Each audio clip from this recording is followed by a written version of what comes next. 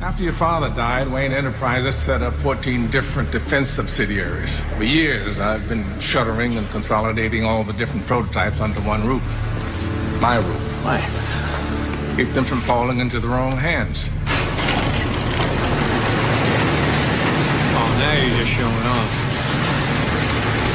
Defense Department projects, tight geometry, urban pacification. Rotors are configured to maneuver between buildings without recirculation. What's it called? Oh, it has a long, uninteresting Wayne Enterprises designation. I just took to calling it the Bat. And yes, Mr. Wayne, it does come in black. Come ahead!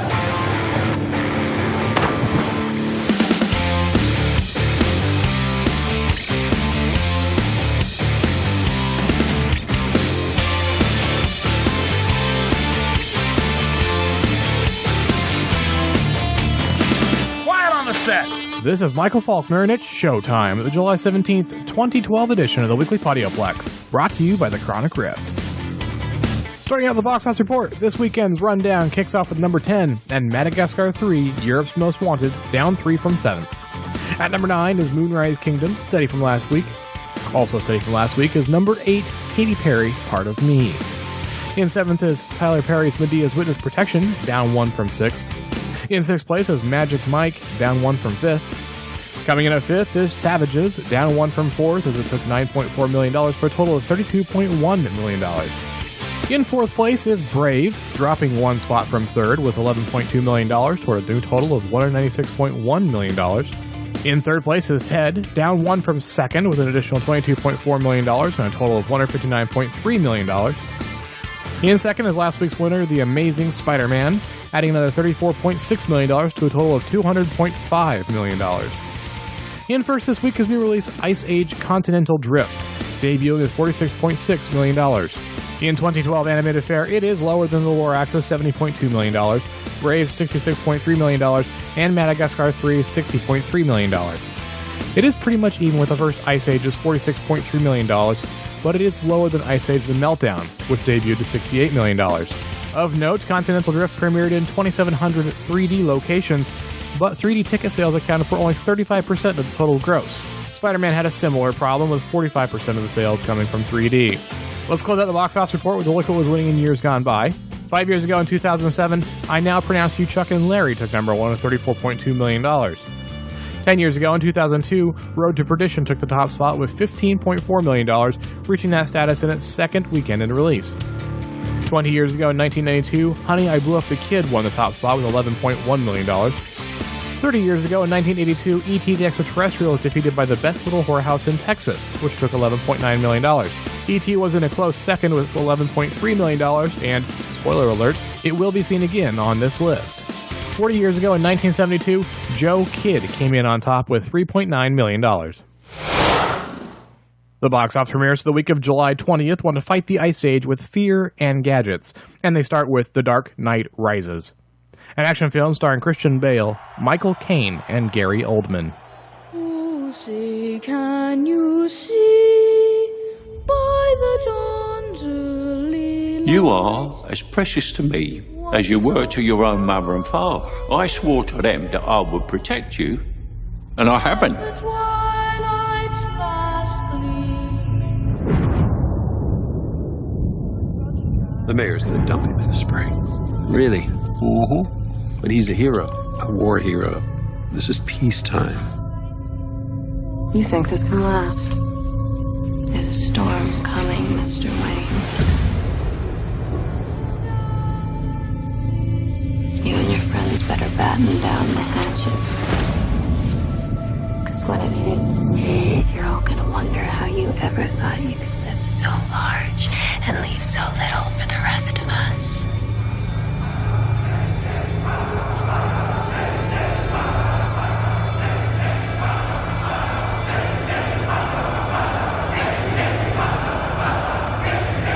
What does that mean? Rise.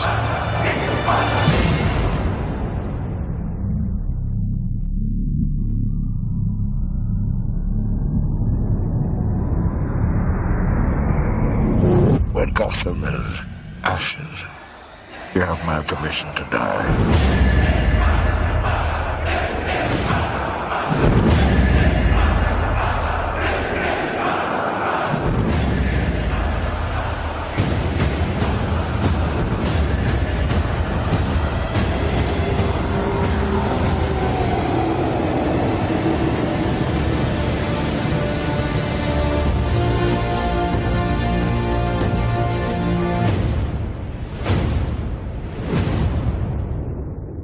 8 years on, a new terrorist leader, Bane, overwhelms Gotham's finest, and the Dark Knight resurfaces to protect a city that has branded him an enemy.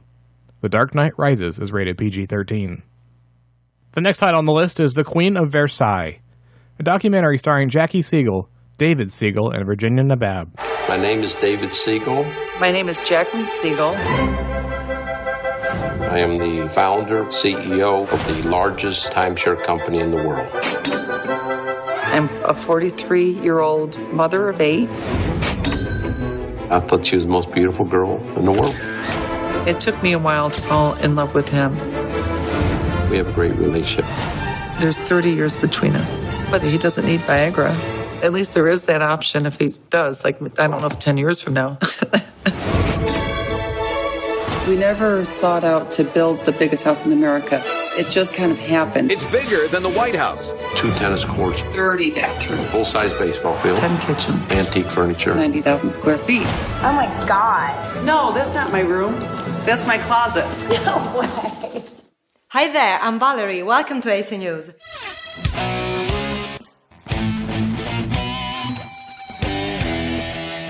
Here's today's video clip, and movie news are coming up. We're in line to do $1 billion in sales for the year. We're on top of the world. And it came to a screeching halt. The market fell over 700 points. I would say it's touch and go right now. We don't talk about financial problems. I guess I'll have to watch the movie to find out what's going on in my life. Everything changes. This is almost like a riches to rags story. She knows we need to cut back, but she's still compulsive. What time is it now? Well, if I could afford a watch, I would tell you. Bankers are like vultures. Our big problem is Vegas. Our lenders have made it very clear that he'll have more money than he knows what to do with. He can go back to building his house if he turns over this building. Over my dead body. You can buy the palace that timeshare mogul David Siegel already wants to sell. Just think of the bright side. You might not have to clean this house. The American dream is raising way up above what you started with, and that is what she has done. When you're down is when you find out who your true friends are. You get strength from your marriage? No. I'm in this fantasy world, until reality hits. This is a documentary that follows a billionaire couple as they begin construction on a mansion inspired by Versailles. During the next 2 years, their empire, fueled by the real estate bubble and cheap money, falters due to the economic crisis. The Queen of Versailles is rated PG. The last wide release this week is Shut Up and Play the Hits, a documentary starring James Murphy, Chuck Klosterman, and Gunnar Björk. You have 15 messages. James, it's Keith. Well, you knew that, didn't you? I guess you're sleeping. Well, I hope you're sleeping after last night, man. This is the end of LCD Sound System. Yes. And it's ending in a strangely controlled manner. It's like there was a record, there was an announcement, there's a last show, everyone's aware that it's ending. When you start a band, do you imagine how it will end?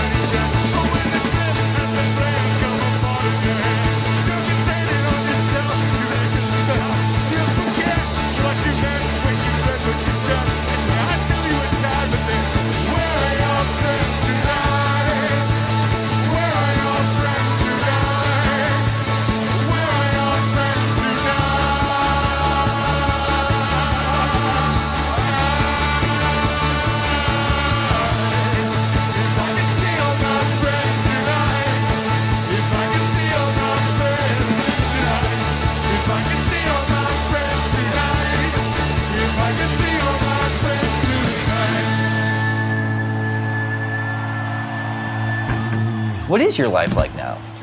I don't know. It doesn't really start till April 3rd. On April 2nd, 2011, LCD Sound System played its final show at Madison Square Garden. This film documents the once-in-a-lifetime performance and an intimate portrait of James Murphy as he navigates the lead-up to the show, the day after, and the personal and professional ramifications of his decision. Shut Up and Play the Hits is not rated and opens on July 18th. There are 2 limited releases this week. The first is War of the Buttons, a family film starring Letitia Costa, Guillaume Canet, and Jean Texier. In occupied France, LeBrock leads a play war between 2 rival kid gangs, but his feelings for Violette, a Jewish girl in danger of being discovered by the Nazis, encourage LeBrock to face the reality of what's happening around him. War of the Buttons is not rated. The other limited release this week is The Well Digger's Daughter, a romantic drama starring Daniel Autiel, Astrid Berges-Frisby, and Nicolas Duvacheil. In pre-World War II France, a father is torn between his sense of honor and his deep love for his saintly daughter when she gets in trouble with the wealthy son of a shopkeeper. The Well Digger's Daughter is not rated. Next up, we'll take a look at the home entertainment slate for the week of July 17th. We begin with new releases on DVD and Blu-ray, and that list starts with The Three Stooges, a comedy starring Sean Hayes, Chris Diamantopoulos, and Will Sasso. While trying to save their childhood orphanage, Mo, Larry, and Curly inadvertently stumble into a murder plot and wind up starring on a reality TV show. The Three Stooges is rated PG. The next title is Lockout, a sci-fi thriller starring Guy Pearce, Maggie Grace, and Peter Stormare. A man wrongly convicted of conspiracy to commit espionage against the United States is offered his freedom if he can rescue the president's daughter from an outer space prison taken over by violent inmates. Lockout is rated PG-13. Next up, we have Salmon Fishing in the Yemen, a drama starring Ewan McGregor, Emily Blunt, and Amir Waked.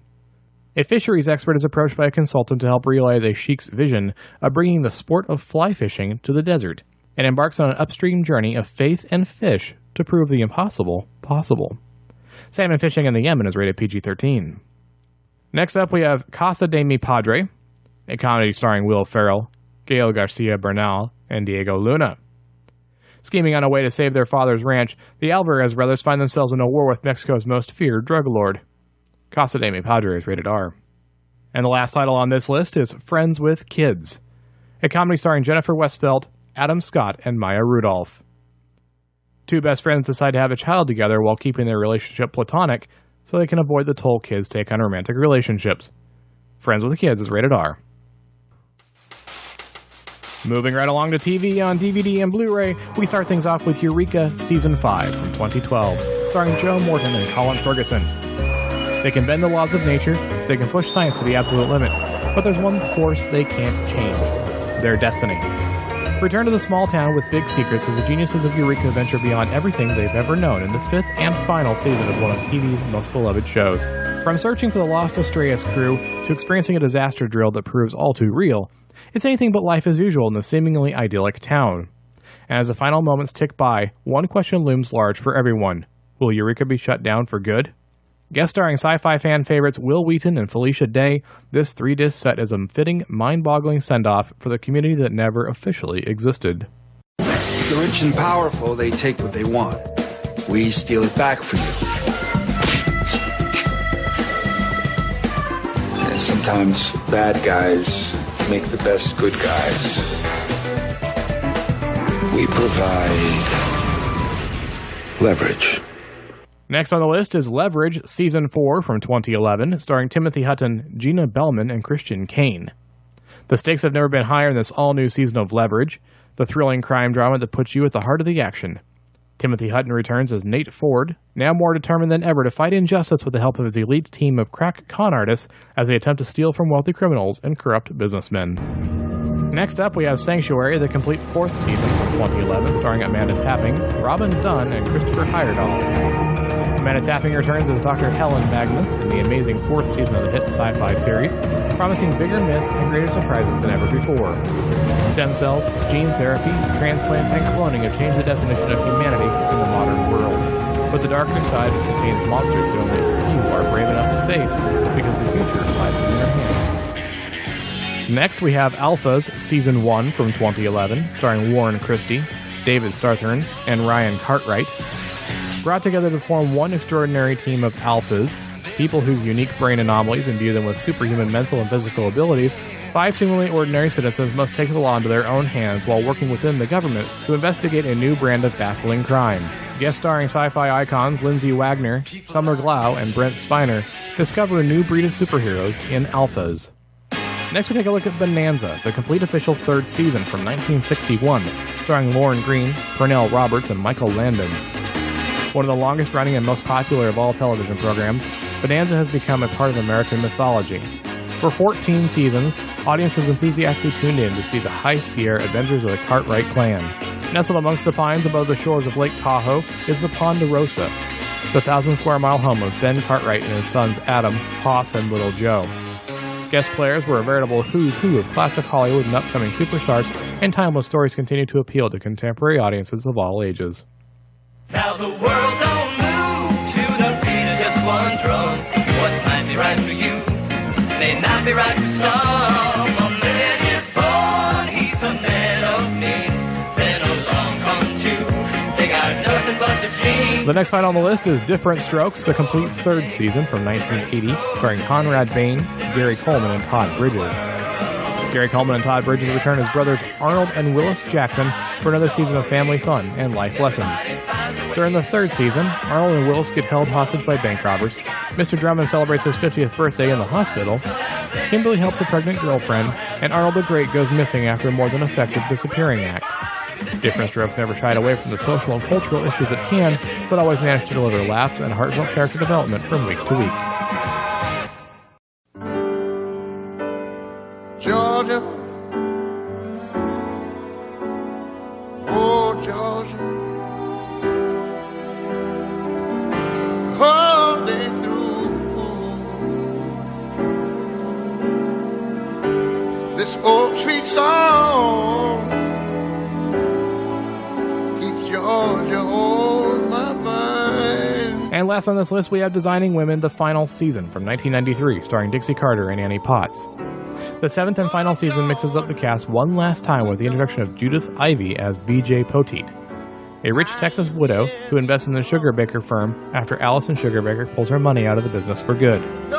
Season 7 highlights include Carlene dating a crossdresser, Anthony embarking on a wild and costly trip to Vegas, Bernice fearing that Mary Jo is planning to put her to sleep, and Julia and all of the women of the Sugarbakers struggling to keep the business alive. And now we'll wrap up the home entertainment slate with Blu-rays from the past. This week we have 5 titles. The first is Singin' in the Rain, the 60th anniversary edition, a musical from 1952 starring Gene Kelly, Donald O'Connor, and Debbie Reynolds. A silent film production company and cast make a difficult transition to sound. Singin' in the Rain is rated G. The next title is Invasion of the Body Snatchers, a horror film from 1956 starring Kevin McCarthy, Dana Winter, and Larry Gates. A small-town doctor learns that the population of his community is being replaced by emotionless alien duplicates. Invasion of the Body Snatchers is rated approved. Next, we have High Noon, the 60th anniversary edition, a western from 1952 starring Gary Cooper, Grace Kelly, and Thomas Mitchell. A marshal, personally compelled to face a returning deadly enemy, finds that his own town refuses to help him. High Noon is not rated. The fourth title is Mean Streets, a crime drama from 1973 starring Robert De Niro, Harvey Keitel, and David Proval. A small-time hood struggles to succeed on the mean streets of Little Italy. Mean Streets is rated R. And the last title on the Blu-rays this week is Camelot, an adventure drama from 1967 starring Richard Harris, Vanessa Redgrave, and Franco Nero. The story of the marriage of England's King Arthur to Guinevere is played out amid the pageantry of Camelot. The plot of illegitimate Mordred to gain the throne and Guinevere's growing attachment to Sir Lancelot, whom she at first abhors, threaten to topple Arthur and destroy his round table of knights, who use their might for right. Camelot is rated G. The Weekly Podioplex will continue after this short message.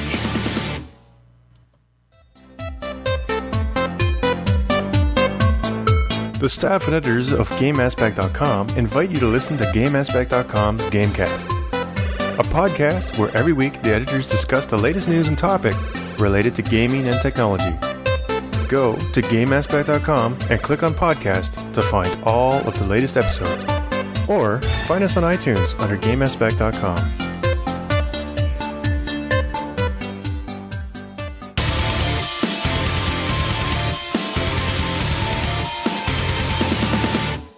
Welcome back. Next up, we'll take a look at the new releases for Netflix streaming for the week of July 15th to July 21st. July 15th has 14 new titles. I've isolated that to 5 TV selections for you. The first is Alice, a TV miniseries from Sci-Fi that aired in 2009, starring Katerina Scorsone, Andrew Lee Potts, and Matt Frewer. Welcome to a whole new wonderland in this retelling of the classic tale. Alice is not rated. Next we have Breaking Bad, a currently airing TV series that started in 2008, starring Bryan Cranston, Anna Gunn, and Aaron Paul. Informed he has terminal cancer, an underachieving chemistry genius turned high school teacher uses expertise to secretly provide for his family by producing the world's highest quality crystal meth. Breaking Bad is not rated. Next we have Neverland, a TV miniseries from 2011 starring Rhys Ifans, Anna Friel, and Charles Dance. Raised on the streets of turn-of-the-century London, orphaned Peter and his pals survive by their fearless wits as cunning young pickpockets. Now they've been rounded up by their mentor, Jimmy Hook, to snatch a priceless, some believe magical treasure, which transports them to another world. Neverland is not rated. Next we have Merlin's Apprentice, a TV miniseries from 2006 starring Sam Neill, Miranda Richardson, and John Reardon. The great sorcerer Merlin has returned to Camelot, a kingdom now vulnerable to ill fates and war since the theft of the Holy Grail, its greatest gift and protection. With the help of Jack, an irascible young beggar thief imbued with his own unruly magic, the fight against the unknown dangers begins to find the Grail, restore it to its rightful place, and bring Camelot back to its former glory days. Merlin's Apprentice is not rated. And last we have The 10th Kingdom, a TV miniseries from 2000 starring Kimberly Williams Paisley, Scott Cohen, and John Laurel Catt. A father and daughter are caught in a parallel universe where the great queens Snow White, Cinderella, and Little Red Riding Hood have had their kingdoms fragmented by warring trolls, giants, and goblins. The 10th Kingdom is not rated. July 16th has no new titles, but July 17th has 6. I've highlighted 3. The first is The Fairy, a comedic drama from 2011 starring Dominique Abel, Fiona Gordon, and Bruno Romy. A hotel clerk searches all over Le Havre for the fairy who made 2 of his 3 wishes come true before disappearing. The Fairy is not rated. The next title is Creature, a horror film from 2011 starring Mechad Brooks, Serinda Swan, and Daniel Bernhardt. In the backcountry of Louisiana, a group of friends unearth a terrible secret that unleashes a monster from the depths of the swamp. Remember my review of this? From personal experience, gather up a group of friends and MST3K this one, gang. Creature is rated R. Next on the list we have Nostalgia for the Light, a documentary starring Gaspar Galaz, Lautaro Nunez, and Luis Henriquez. In Chile's Atacama Desert, astronomers peer deep into the cosmos in search of answers concerning the origins of life. Nearby, a group of women sift through the sand searching for body parts of loved ones dumped unceremoniously by Pinochet's regime. Nostalgia for the Light is not rated. July 18th has no new titles, but July 19th has 2. The first is Snow on the Bluff, a drama from 2011 starring Kat Erickson, Adrienne Lockett, and Curtis Lockett. This is the story of Atlanta robbery boy and crack dealer Curtis Snow, who stole a camera from some college kids in a dope deal and made a documentary about his life. Snow on the Bluff is rated R. The other title for July 19th is Attenberg, a drama from 2010 starring Adrian Lebed, Georgios Lathimos, and Vangelis Maurikis. Stuck in her boring factory town, 23-year-old Marina is at the mercy of both her father's impending death and her distaste for other human beings. Attenberg is not rated. July 21st has no new titles, but July 20th has 1. That's In the Land of Blood and Honey, a war drama from 2011 starring Zana Marjanovic, Goran Kostic, and Rade Sabadziha. During the Bosnian War, Daniel, a soldier fighting for the Serbs, re-encounters Agla, a Bosnian who's now a captive in the camp he oversees. Their once promising connection has become ambiguous as their motives have changed. In the Land of Blood and Honey is rated R. And now I'll wrap up this week's edition with some comic book movie news from San Diego Comic-Con in the Quick Flicks. Comic-Con was big for Marvel news. President Kevin Feige declared that Phase 2 begins now, and released official titles for 2 sequels, Thor: The Dark World and Captain America: The Winter Soldier. In addition, they showed test footage for Ant-Man, which spoke of a more humorous film than previous Marvel entries, and announced an August 1st, 2014 release date for Guardians of the Galaxy, which I covered in the last edition of the Weekly Podioplex. News of Thor: The Dark World also brought news that actor Mads Mikkelsen, who was promised to appear in the sequel, will not, due to his commitment to the new Hannibal Lecter television series. Marvel also debuted the live model for Iron Man 3's Mark 8 armor, which I will link in the show notes. Joss Whedon took the stage to cover his upcoming projects, and of course he was asked about the possibility of more Marvel movies in his future. His response was, quote, "I really care about these characters. They speak to me," end quote, acknowledging that he would love to work in the universe again, though he did seem eager to take a break from the franchise for right now. Outside of Comic-Con, the Marvel Universe had more news from Fox. Fox didn't make presentations at the convention, but they did release details about the Fantastic Four and Daredevil reboots. Chronicle director Josh Trank is slated to direct the Fantastic Four film, which will follow the Wolverine and X-Men First Class 2. The film will feature a new cast and a new take on the characters. The Daredevil reboot lost director David Slade, who was best known for 30 Days of Night, Hard Candy, and the Twilight Saga Eclipse. Fox is in danger of losing the rights to the character, so there will likely be a replacement director announced soon. On the DC Comics side, the first footage from Man of Steel, the Superman reboot, premiered at Comic-Con. Slash Film reports that the film, quote, looks to be about a young man's struggle with the inevitability of his superhero destiny, end quote, and included footage of Krypton, a massive fight with Superman and the main villain flying, Superman getting tossed into a bank vault, Lois Lane kissing Superman, the military keeping watch on Superman, and a young Clark saving a bus full of kids. A shorter teaser trailer will be attached to The Dark Knight Rises, and Man of Steel opens on June 14th, 2013. Finally, if you're avoiding spoilers about The Dark Knight Rises, you might want to avoid David Letterman. During an interview with Anne Hathaway, who plays Catwoman in the film, he said something about a character and the film that stopped the conversation with an awkward pause, potentially meaning that it was a massive spoiler. If you're interested, I'm not going to mention it here. I'm trying to stay as spoiler-free as possible. That clip is on the internet. If you want to discuss anything you heard on this week's edition, please take a moment to get in touch. You can surf on over to chronicriff.com and leave a note in the forums. You can leave a voicemail at 888-866-9010 or write to john@chronicriff.com. You can follow us on Tumblr, tweet us on Twitter, check in the network on GetGlue, watch the classics on Funny or Die, give us a thumbs up on Stitcher Radio, and leave us a review on iTunes. You can also find the Weekly Podioplex and the Chronic Rift on Facebook and Google+. If you decide to pick up any of this week's new releases, why not do it through our Amazon store? You get the newest entertainment at Amazon's low prices and high-quality service, and each purchase you make through the store supports the Chronic Rift. Look for the link in our show notes. The Weekly Podioplex is a Lucky Shot production and is produced by John S. Drew. This is Michael Faulkner. Thanks for listening. I'll see you at the theater.